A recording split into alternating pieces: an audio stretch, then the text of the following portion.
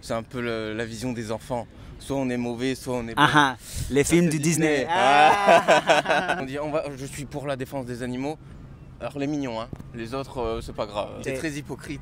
Hey, what's up everyone? It's Danash. I'm here in Paris in Le Jardin des Tuileries. I'm here to just do some interviews with people, and as always, I'm going to offer to sing them a song if they accept the interview. I'm going to try to do one of these in French, so we'll see if I can still say that I can defend myself in French. So let's see if I can defend the animals. Madame, Monsieur, if you're watching this, j'espère que vous serez fiers de moi. And if you like this kind of content, consider liking and subscribing. Ok, bonjour Ramzi, ça va? Bonjour, ça va très bien et vous?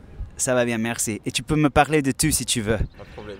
Ok, alors merci pour accepter l'interview. Pour commencer, je veux te poser la question, c'est quoi la cruauté selon toi? La cruauté pour moi c'est quand les gens ont tendance à penser du mal de quelqu'un ou faire une action un peu mauvaise. Même pas forcément faire l'action, c'est déjà la pensée. Une personne un peu négative, vous voyez? Ouais. Tu vois pas. Ouais. Et est-ce que tu penses que toi, tu es une personne cruelle? Ah, très bonne question. Je pense qu'on a un penchant un peu des deux et parfois je pense que y a un penchant qui prévaut pour chaque personne. À mon point de vue, je pense que je suis quelqu'un son penchant est plutôt positif. Est-ce que c'est à moi de le dire? Je sais pas. C'est les actions qui parlent, je pense, pour la personne. Oui, je suis complètement d'accord. Est-ce que tu penses que quelqu'un est ou cruel ou bon, ou on est tous un peu des deux? Honnêtement, je pense qu'on est un peu tous des deux. Moi, je crois pas aux personnes, aux anges, entre guillemets. C'est un peu la vision des enfants. Soit on est mauvais, soit on est bon. Les films du Disney. Exactement. Ça, moi, j'y crois pas beaucoup. Oui, je suis d'accord. Et alors, par exemple, toi, est-ce que tu es quelqu'un qui essaie de s'améliorer? Par exemple, si tu te rends compte que je fais quelque chose du mauvais, je vais essayer de changer. Honnêtement, je suis assez d'accord avec ça. Et tous les jours, j'essaye si je fais une erreur, je prends sur moi et j'essaie de dire pourquoi j'ai agi de telle sorte, etc. Mais avec le recul, c'est toujours facile de dire j'aurais pas dû faire ça. Mais après coup, c'est trop tard. Alors parfois, on s'excuse. Mais c'est par les actions, moi je trouve que c'est important, c'est les actions. C'est dire désolé à quelqu'un, je sais pas, je t'ai trompé, je t'ai fait du mal. Pour moi, c'est trop facile. Est-ce que tu aimes les Kinder? Bien entendu. Et si tu te rends compte qu'il y a des marques de Kinder d'une compagnie et d'autres compagnies, et tu te rends compte qu'une compagnie, chaque fois que tu achètes de cette compagnie, il y a un enfant abusé. Tu peux acheter les deux.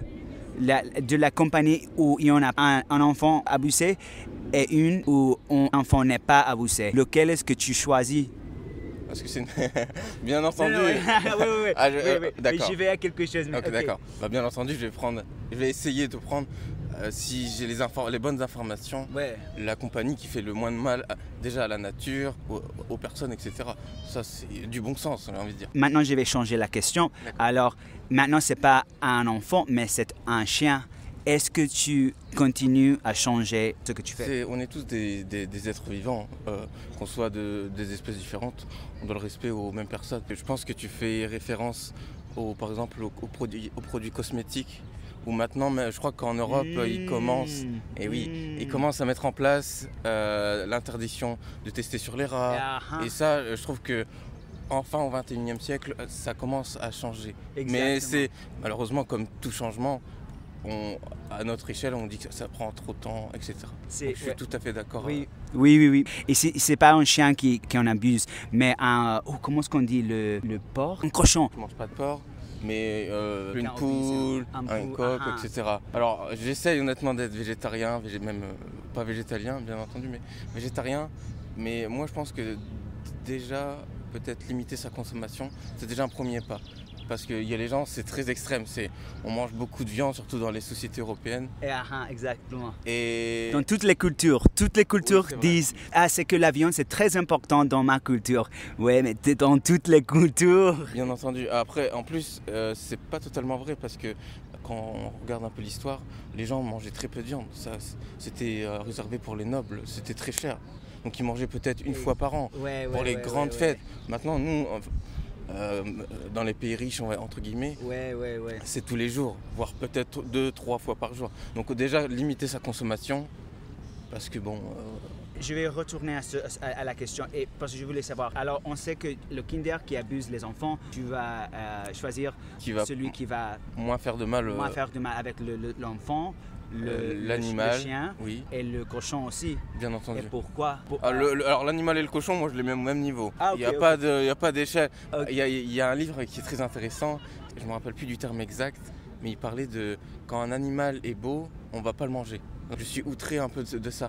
Parce qu'il est mignon, lui on va laisser en vie. Lui parce qu'il n'est pas mignon, lui on peut le tuer. Non. C'est pas du racisme anti-animal, mais un peu. C'est speciesism. On dit speciesism. En anglais, speciesism. Et alors, oui, je suis tout à fait d'accord parce que oui, c'est très hypocrite. C'est très hypocrite. Parce qu'on dit, je suis pour la défense des animaux.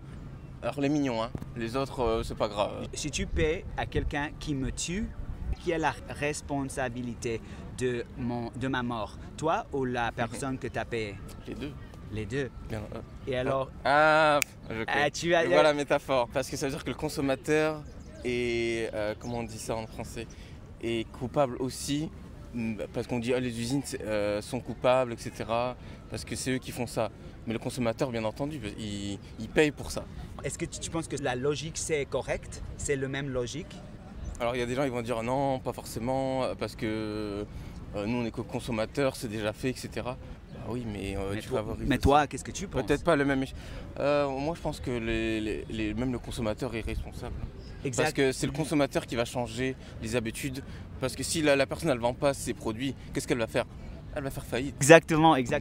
Selon moi, et je pense que selon nous, si je paye pour quelqu'un qui tue l'animal, pues je suis le coupable. Et c'est ça ce que je pense. C'est une responsabilité qui est partagée. Oui. On peut pas dire j'ai aucune responsabilité. Tu as parlé de la quantité, qu'il y en a beaucoup. Est-ce que tu penses que c'est un problème de la quantité ou est-ce que tu penses que tuer un animal c'est incorrect si c'est pas nécessaire?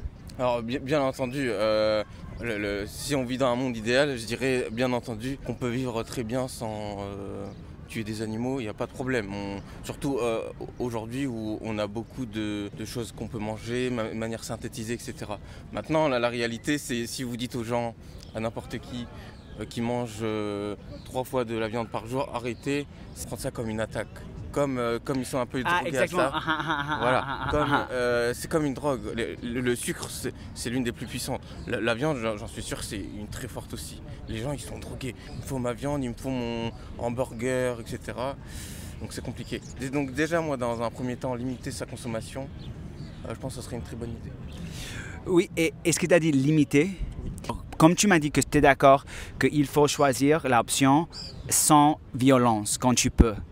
Et alors, si je applique cette manière de penser à une autre injustice, par exemple, avec les femmes ou avec les musulmans, on va dire qu'il y a personne qui dit « moi je casse les musulmans une fois à la semaine. Avant, je le faisais tous les jours, mais maintenant, je le fais une fois à la semaine. Et ça, c'est mieux, n'est-ce pas? Ça, c'est mieux, mon ami. Il faut limiter. Alors, est-ce que tu penses que la logique, c'est le même? C'est une bonne comparaison ou pas? En vrai, c'est difficile. Parce que si je dis non, c'est-à-dire que les animaux, je les mets pas au même niveau que l'humain. Et ça, c'est un vrai débat philosophique. Est-ce qu'on considère l'animal l'égal à l'humain? Il y a des gens, ils vont te dire non, pas du tout. Maintenant, il y a des preuves scientifiques qui disent que les animaux ressentent des émotions, ils peuvent pleurer. Oui, et les gens font un peu la sourde oreille, ils voient rien. Non, ça c'est pas vrai. C'est fake news, etc., etc. Et en fait, je suis tout d'accord pour répondre à ta question. Bien entendu que non, je suis pas d'accord avec ce que j'ai dit. Mais j'ai envie de dire, c'est pas ma réponse en soi. Je connais un peu la nature humaine, je connais la terre où on vit, et je sais que si on fait du jour au lendemain comme ça va pas marcher. Et la fin, c'est quoi? C'est qu'on arrête ça. Est-ce que c'est la bonne solution maintenant de faire ça du jour au lendemain? Moi, je suis pas d'accord. Moi, je pense pas nécessairement. Non, je pense pas qu'on est au même niveau que les animaux, mais ça veut pas dire que je vais tuer les animaux. C'est par rapport aux vies humaines, c'est une vie. Ah, pardon, Pas ok. à tuer une vie. Et c'est pour une vie que je disais ça. Bien entendu, je ne vais pas comparer un dauphin et un ver de terre. Ouais, ouais. Un humain à n'importe Oui, oui, quoi. C'est juste que c'est un être vivant. exactement. Le choix, c'est ne pas tuer un humain, ne pas tuer un animal ou ne pas tuer personne.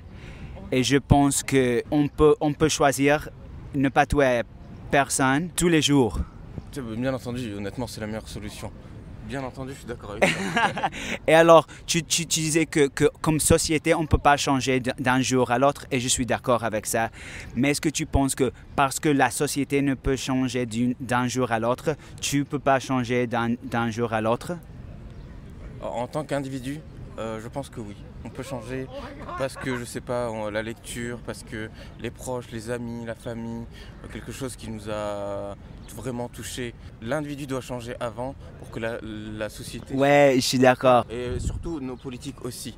Je pense que l'individu, nos politiques, et ensuite la société changera. Je pense que c'est dans cet ordre-là. Ouais, les politiciens ne peuvent pas gagner s'ils ont des opinions, des avis qui ne sont pas populaires. Oui, mais les politiciens, ils s'adaptent par rapport à la société. Et Si ils voient que cette idée prend forme dans la société civile, qu'est-ce qu'ils vont faire? Eux, ils ont envie d'être élus. Leur but, c'est d'être élus. Donc, qu'est-ce qu'ils vont faire? Ils vont dire, je vais faire cette loi pour être élu. Exactement. C'est pour ça que ça marche dans ce sens-là. Individu, politique, société. Et alors, comme toi, comme individu, pourquoi tu n'es pas encore vegan? Tu es quelqu'un, comme tu m'as dit, qui essaie de s'améliorer. Qu'est-ce que tu penses que c'est la chose qui te bloque, À mon avis, il y a plusieurs hypothèses. On dirait que je me... la première, c'est la fainéantise. On a ça devant nous. Qu'est-ce qu'on va faire? On va l'acheter. Parce que peut-être les meilleurs produits, il va falloir aller plus loin. Peut-être ça va coûter plus cher. Et je pense que, et moi aussi en vrai, la première idée qui me vient à l'idée, c'est le prix. Bien entendu, et je pense que les gens vont être d'accord avec moi.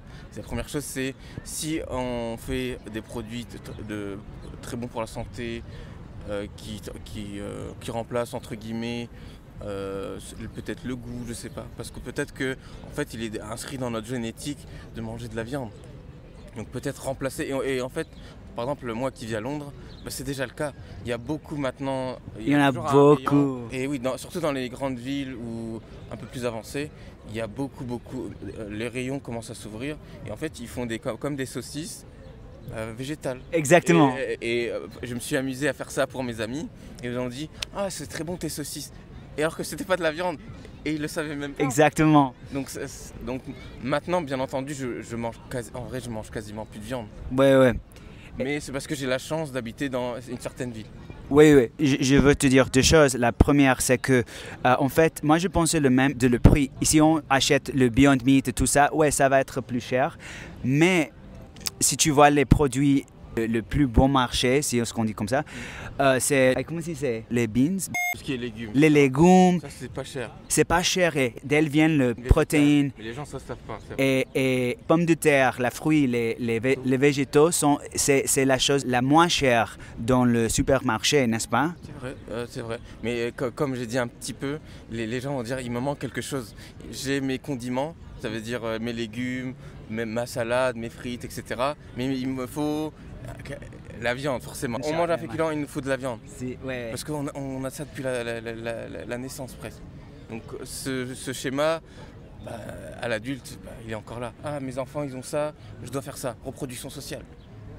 Et c'est ça que j'explique. Ça veut dire que je ne fais même pas attention. Le fait que je mange de la viande, c'est comme je marche, comme je respire. Exactement. C'est ça qu'on doit casser. Exactement. C'est ça qui est très compliqué pour le coup, parce qu'on ne s'en rend même pas compte. Exactement. Et c'est justement pour ça que je fais des interviews comme ça. Et alors, est-ce que tu penses que demain, si tu voulais, tu pourrais être vegan? Honnêtement, parce que j'ai la chance d'habiter dans une grande ville où il y a beaucoup de choix. J'ai la chance de gagner quand même beaucoup d'argent. Bien entendu, moi, du jour au lendemain, je pourrais, honnêtement. Et surtout que j'ai déjà fait cet effort, justement, d'éducation, d'intérêt sur la chose, de regarder des reportages, de lire, etc. J'en ai conscience. Du coup, j'ai déjà fait cet effort pour devenir vegan. Exactement, ok, super. Et alors, si tu peux le faire, et si tu m'as dit que tu essaies de t'améliorer comme personne, et quand tu peux choisir, tu essaies de choisir l'option sans violence chaque fois, qu'est-ce que c'est la chose qui te prévient d'être vegan demain, par exemple? Je pense honnêtement c'est la facilité. On vit dans un monde très très facile. Je veux commander quelque chose à manger. La première chose qu'on regarde dans la liste, c'est toujours de la viande. Par exemple, si demain je suis vegan, pour le temps de trouver quelque chose, surtout dans les peut-être villes moyennes, je vais pas trouver. C'est-à-dire, je vais cuisiner, mais j'ai pas le temps, ma petite cuisine, etc. Mais moi, j'ai pas cette excuse parce que honnêtement, où je vis, on a beaucoup de choix. Donc, bien entendu. Exactement. C'est quoi le plus important pour toi? La vie d'un animal ou ta convenience?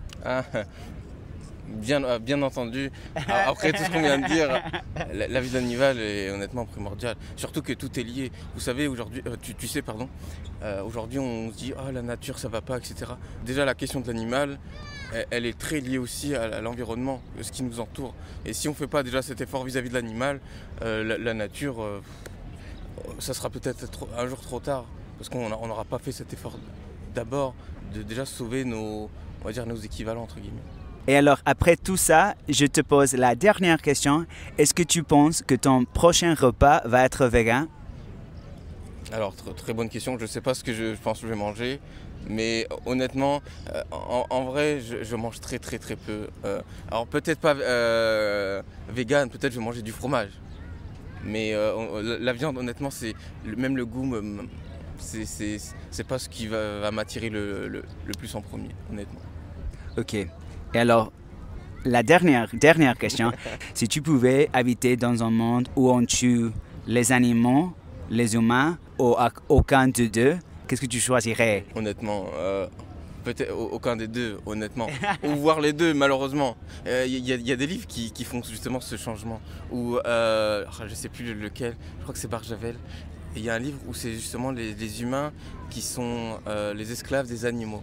Et honnêtement, c'est super intéressant. Peut-être que les humains, les hommes avec un grand H devraient peut-être le lire. Parce que honnêtement, leur mindset peut-être changerait peut-être. Oui. Alors, Ramzy, merci pour la conversation, c'était super, je l'ai bien aimé et c'était la première fois que je l'ai fait en français et je pense que je me suis défendu. Hein. Bien entendu, j'ai appris des mots, merci à toi. Et ok, rapidement, je vais te chanter une chanson, ça va? Avec plaisir. Ok. Je vois